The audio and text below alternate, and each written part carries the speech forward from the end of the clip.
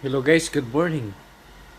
So guys, may i-share ako sa inyo.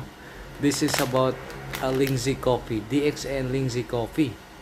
The good thing about this coffee guys, this is a detoxifier. It really helps to cleanse our body, to cleanse the toxins. And this is very suitable guys sa mga nahihirapan mag-dispose. This is a very big help guys, this coffee. Ito yung may ano siya, Ganoderma. Ito ba? Ganoderma lucidum. Ito yung mushroom na to. Ito yung tumutulong guys para mailabas ang mga toxins sa ating katawan. So I highly recommend this guys sa mga tao